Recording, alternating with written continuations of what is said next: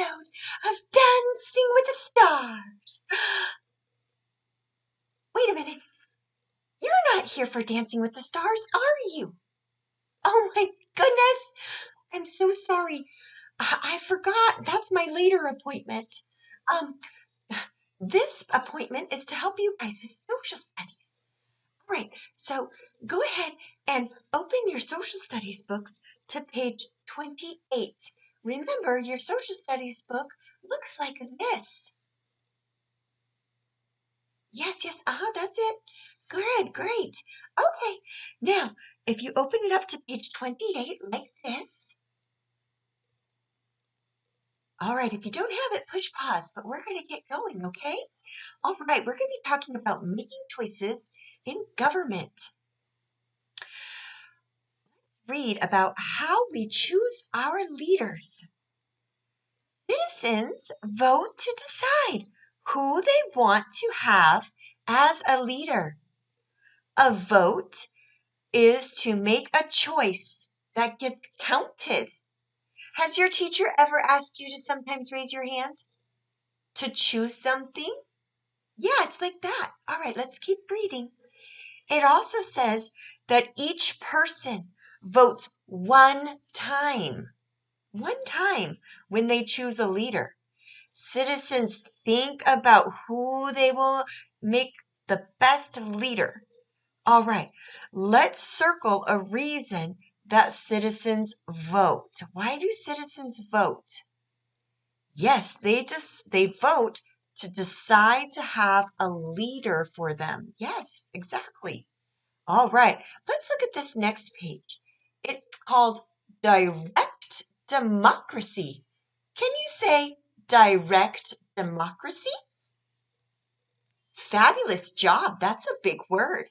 All right, let's look at this one. It says we can vote and make our own classroom decisions in a direct democracy. We can decide what game to play on a rainy day. One way to vote is to raise our hands. Then our teacher counts the votes. Another way is to use a ballot. Can you say ballot? Yes, a ballot. A ballot is a sheet of paper used to make a secret vote. All right, now let's look at what number 2 wants us to do. It says, underline the ways we vote. Well, one way we vote is with raising our hands. Right, good job. So let's underline that one.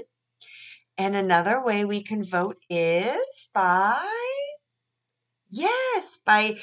using a ballot. Good job, fabulous. All right, and now let's go ahead and turn the page to the next page. All right, on this page here, it talks about a representative democracy. Man, those are some big words, huh? Can you say representative? That is such a big word. Let's find out what it means. It says, sometimes we choose classroom leaders or table leaders. This is called a representative democracy. These leaders make decisions for us.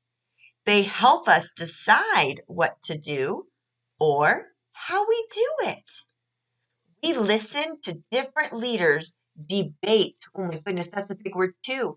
Debate before we vote for them. When you debate, it means that they talk about what they think is the right things and what they think needs to happen for the country or for the state, or if we're voting for a leader in the classroom, it would be how they tell us what they think is the best stuff in the classroom. All right? And it's important to understand what the leaders believe. It helps us make a really important choice. And we want to make sure the leader we chose will work very hard for us. Yes. All right. So let's highlight who makes decisions in a representative democracy.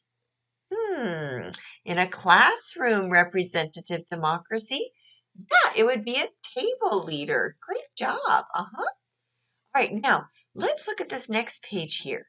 Talks about the differences. So we talked about two kinds. We talked about a direct democracy. That's where we all get to vote. Every time there's a decision, we make a vote. How many of you want to go outside for recess? Me. How many of you want to stay inside for recess? Me. How many of you want spaghetti? Me. How many of you want hot dogs? Me. All right, so every time there's a decision to be made, every person votes. But in a representative democracy, only the leader makes the decision. So if I was the leader at my table and I had to decide for my table if we were going to eat hot dogs or spaghetti, whatever choice I made, that would be the choice for the whole table. So if I chose hot dogs, then my whole table would have to eat hot dogs for lunch. That's a representative democracy. Okay? Because it wouldn't make sense for every person to have to vote for every single decision. That would get really tough and nothing would ever get done. So that's why we choose leaders who we think are going to make smart decisions for us. Okay? All right, let's look at some questions that they have here for us. Number 4 asks us, what is an advantage in a direct democracy? That means, what is a good thing about being able to have a direct democracy? Well, just like my hot dog example, if every person got to vote, then you knew that your vote was counted, right? Well, so an advantage would be that everyone votes for a choice. When there's a choice, everyone votes. And that's a good thing because then you know at least you got a chance to be heard. So let's write everyone votes for a choice. All right, let's look at number 5. Let's write one way our class can vote to make a decision. How can we vote? Do you remember? Yeah, your teacher can ask you to raise your hands. So let's say we can raise our hands and put it right there. Remember, you can always pause the video if you need more time to write, okay? All right, let's look at the last one. Number 6 asks us, write what happens in a representative democracy. And why might a citizen not like this system? Well, remember, in a representative democracy, that means that not everyone got to be heard. You might not have gotten a choice. Maybe everybody at your table actually wanted spaghetti, but your leader just thought you all wanted hot dogs, and so they made that choice. Well, that's why it might not be a good thing sometimes. So we might say a citizen might not like a leader's choice. Yeah, that would be a good thing to say. Let's write that. All right. Go ahead and pause the video if you need to be able to finish copying some of these. All right. Thank you so much. It's time for me to go twinkle toes over to Dancing with the Stars. You'll vote for me, right? You'll vote for me to win the Dancing with the Stars, right? Awesome!